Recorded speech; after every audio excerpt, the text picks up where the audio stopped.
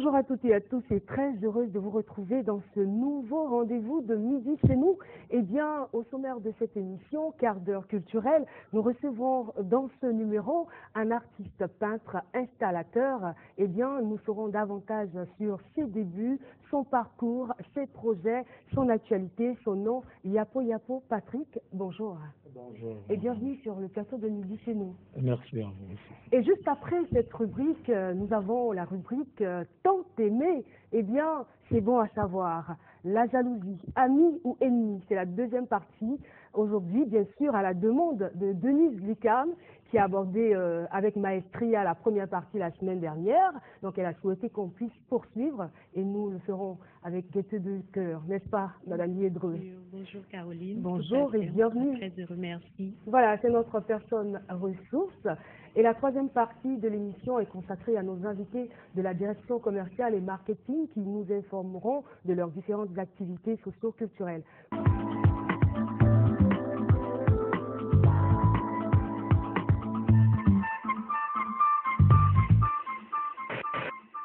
Voilà, nous sommes en plein dans la rubrique quart d'heure culturelle. Notre invité, je le rappelle, Monsieur Yapo Yapo Patrick, qui est artiste peintre, installateur. Encore une fois, soyez le bienvenu sur notre plateau. Merci beaucoup. Alors, artiste peintre, installateur, qu'est-ce qui vous a poussé à la peinture?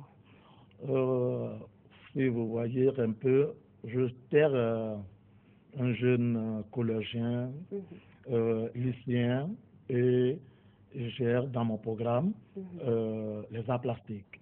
Et donc, je faisais les arts plastiques dans les lycées et collèges. Et puis, tout d'un coup, je rencontre au lycée Dominique Lapani un grand peintre, Youssou Bat. On peut avoir son nom? Oui, c'est Youssou Bat. Youssou Bat, d'accord. Oui, qui est un grand peintre vaudou que j'appelle affectueusement mon père spirituel. Et celui-là qui m'a séduit et donc pratiquement qui m'a pris par la main et m'a montré les rouages de la peinture aujourd'hui. Et vous avez décidé de ne plus quitter la peinture? De ne plus quitter la peinture, effectivement, c'est ça. D'accord. Déjà très jeune, vous décidez de vous intéresser à la peinture. C'est une question récurrente, on la pose à tout moment. Quelle a été la réaction de vos parents? Oh, effectivement, tout ce parcours, ils n'étaient pas informés. Ah d'accord. Au départ, ils ne savaient pas. Ils ne savaient pas, et bien que mon père soit un artisan qui s'essayait déjà avec des objets usuels, ne savait pas que je faisais, je pratiquais la peinture. Vous n'avez pas jugé utile de les informer?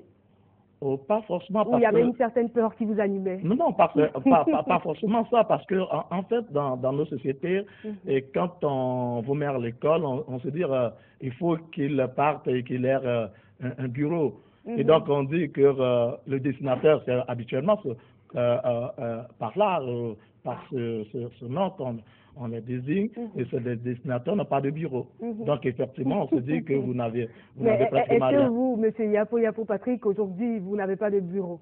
Oh, j'ai un bureau, j'ai un bureau. Et voici pourquoi je voulais attendre les faits accomplis. Et donc, pour les informer. Et donc, quand j'ai fini la formation et que je suis devenu enseignant, j'ai dit, papa, j'ai fini. Mais est-ce que ça ne vous a pas emmené à arrêter les études? Non, non. Je veux dire le cursus normal avant d'aller à la formation. Vous avez poursuivi jusqu'en quelle classe? Oui, et donc j'ai fait la classe de terminale. Ah, vous avez fait la classe de terminale. Et donc, j'ai découvert le centre des arts appliqués de Bingerville, où il y avait plus de pratique. Et c'est là que je me suis lancé. Mais c'est vrai, je veux dire, vous découvrez la peinture, vous découvrez les arts plastiques, les arts en classe de 6e, je le suppose. Oui. Mais on a beaucoup de matière. Il y a beaucoup de matière. Je veux dire, pourquoi les arts plastiques et pas une autre matière? Vous auriez pu tomber amoureux des mathématiques, de la langue française, d'autres choses, de l'anglais. Mais pourquoi spécifiquement avoir choisi les arts plastiques? Non, mais en fait, je n'ai pas choisi spécifiquement les arts plastiques. Ça s'est imposé à vous? Oui. Et j'ai été peut-être séduit. Comme je l'ai dit, au lycée, c'est-à-dire au collège et au lycée, je faisais comme toutes les autres matières. D'accord. Et puis, le déclic est venu avec la rencontre de Youssou Bat dans son atelier, avec les catalogues dans lesquels il y a ses œuvres et autres. Et donc, je me suis dit, bon, ça peut donner quelque chose. Et c'est là que pendant les vacances, j'étais accroché à lui j'étais avec lui dans son atelier jusqu'à ce que je rentre au Centre technique des arts appliqués de Bonjaville. D'accord, un installateur, parce que je veux dire, quand on dit un peintre, on a tout de même une idée, avant même de savoir la particularité du peintre, on a une idée, mais un installateur. Qu'est-ce que vous installez au juste? Oh, ce sont les œuvres, et ce sont les éléments plastiques. C'est toute cette création que je rassemble, que je monte, que je mets dans un espace pour créer une scène. Vous voyez un peu, quand on parle de l'installation, qui est un mouvement artistique contemporain, c'est une forme de création dans laquelle il y a ce que je peux appeler tous les éléments plastiques, la peinture, la photo, la vidéo, pour créer une scène. Pour créer une scène et dans un espace bien précis. Et donc, sur cette scène-là, la peinture, la sculpture, la vidéo peut cohabiter. Donc, voici un peu un lieu de dialogue, un lieu de cohabitation, de vivre ensemble en quelque sorte. D'accord. Et vous, en tant que peintre, qu'est-ce qui vous particularise? Parce qu'on a tout de même beaucoup de peintres sur le terrain, on a beaucoup de peintres, de plus en plus, les jeunes s'intéressent à cet art. Vous, qu'est-ce qui vous particularise? Ma particularité, d'abord, vient du fait que j'ai fréquenté beaucoup d'ateliers de grands maîtres et aussi des écoles d'art. C'est-à-dire, je parlais tantôt du Centre technique des arts, je suis passé par l'INSAC, l'NDA, qui est l'École nationale des beaux-arts, à Abidjan-Cocody. Donc vous avez quand même acquis une certaine expérience, vous avez un bagage, on peut le dire. Oui, et puis là-bas, à l'École des beaux-arts, j'ai fait un atelier qui est l'art mural, où on a la possibilité d'interroger tout support, tout médium. Et donc, quand je suis sorti de là... il est très beau le ballet qui apparaît là à l'écran. Oui. Voilà, donc ça fait partie, pardon, je veux dire, de l'installation. Oui, donc, ça fait partie de l'installation, parce qu'ici, par exemple, vous avez le ballet intégré à un élément. Si on peut faire un gros plan sur le ballet, parce que le ballet, on a vu juste le ballet, mais on n'a pas vu l'élément, le support, le socle sur lequel est installé le ballet. Voilà. Et donc, ce support, avec le ballet, ça fait un, et c'est les témoins du temps. Merci beaucoup, Soro Lydie. Donc, qu'est-ce que vous exprimez à travers cette œuvre? Vous voyez, ces formes de création sont pour moi les témoins du temps. Et les témoins du temps, dans mon imaginaire, ce sont mes personnages qui me permettent de parler, de raconter ou de dire. Vous comprenez? Et donc, ici, par exemple, ce balai-là, qu'on reconnaît à pour titre, chose comme de cleaner. Et cleaner, c'est effectivement tout celui, ceux ou celles qui ont le souci de la propriété. Mais quel est le lien entre le ballet et les personnages qui sont sur le socle?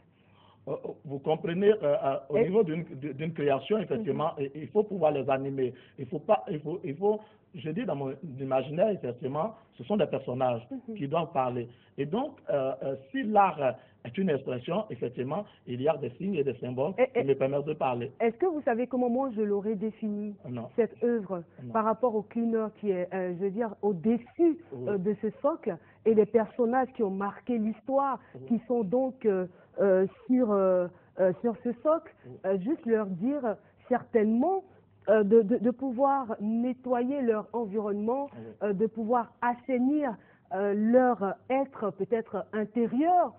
Voilà. Oui, mais c'est bien dit. C'est possible, on peut le définir ainsi. C'est bien dit, parce que l'artiste d'abord crée et il donne la latitude à tout un chacun, à l'admirateur ou bien à l'observateur d'apprécier. Et donc, il ne ferme pas la compréhension de la chose.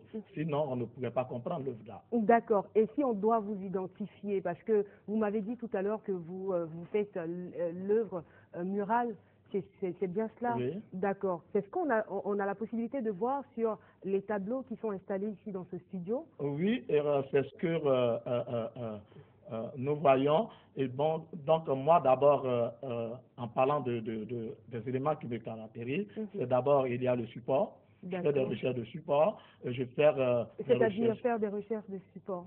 C'est-à-dire, effectivement, je m'interroge parfois parce qu'à l'école, j'ai tout le temps travaillé sur des toiles, sur du papier. Et si un jour, ce papier n'existe plus, je fais quoi?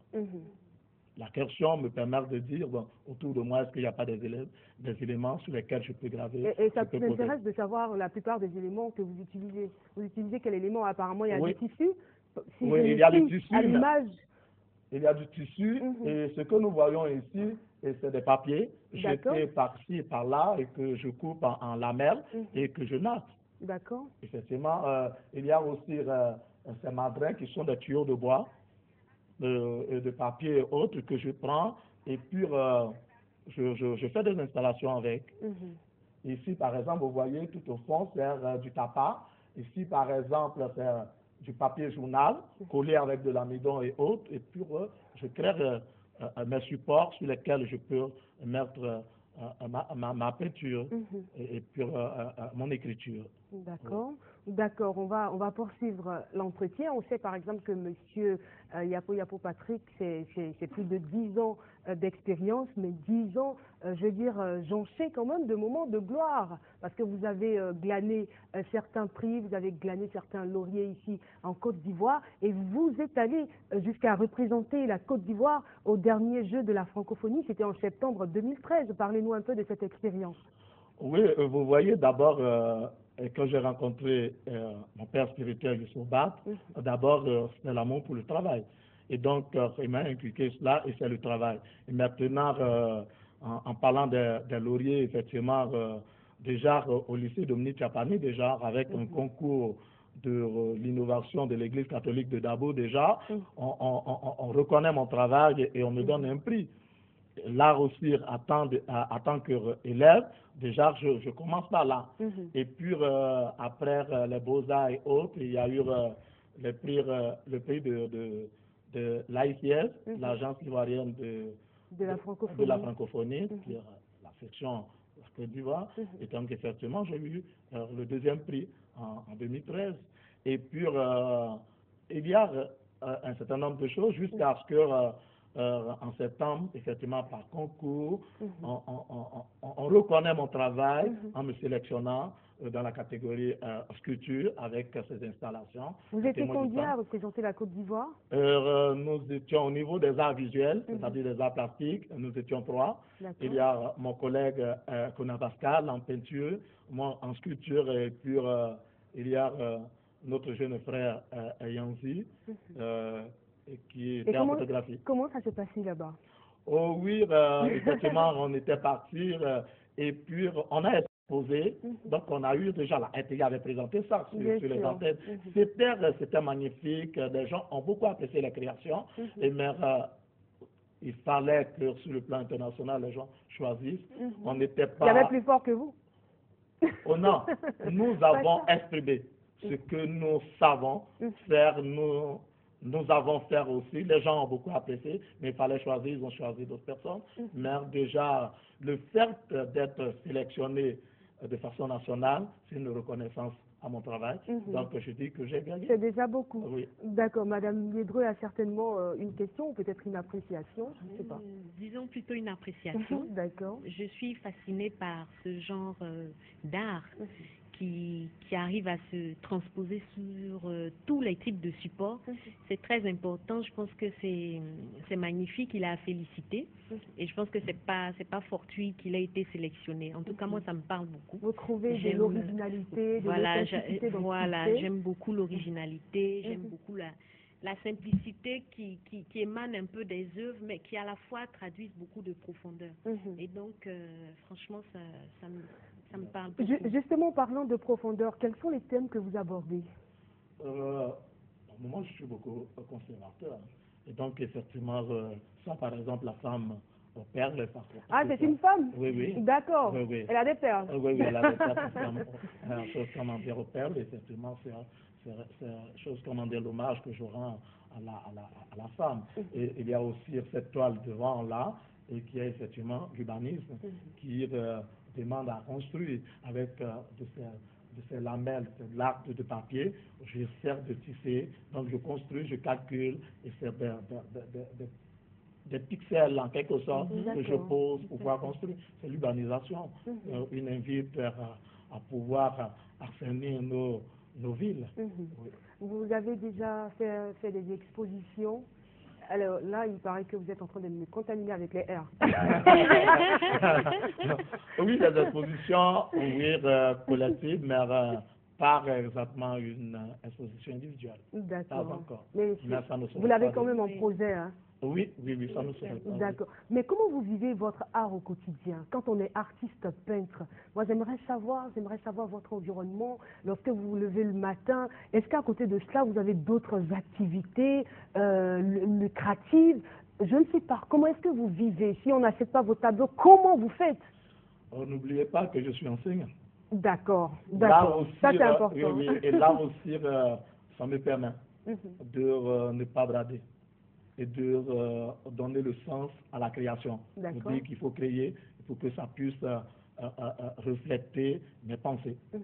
Là, il n'y a pas de problème. Maintenant, vous voyez, je suis enseignant, il faut préparer les cours, donc il n'y a pas de problème.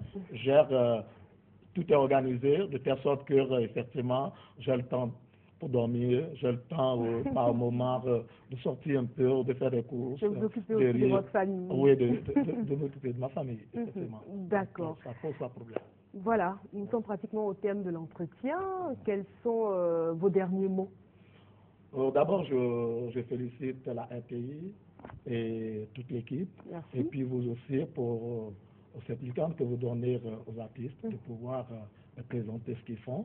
Et puis, je pense peut-être un souhait que par moment, venez aussi dans les ateliers. Bien sûr. On y va, hein. On fait des tours, on va de temps en temps à l'INSAC, on rencontre les artistes, mais on ira à votre rencontre voir, avoir une plus large vue sur ce que vous faites. Merci encore d'être venu. Vous avez un contact à donner aux téléspectateurs qui souhaiteraient vous joindre? Oui. J'ai le numéro 07 72 38 80. Vous pouvez me joindre. Et puis, j'ai une page Facebook qui est Yapo Patrick Yapo. Et puis, là aussi, vous avez une page que j'anime pour présenter les travaux de mes élèves et présenter mon école dans laquelle j'enseigne. D'accord. Merci encore. Merci. Ça a été un plaisir de vous avoir sur ce plateau. Monsieur Yapo Patrick, je le rappelle, est peintre et installateur. Alors, nous allons vous accompagner.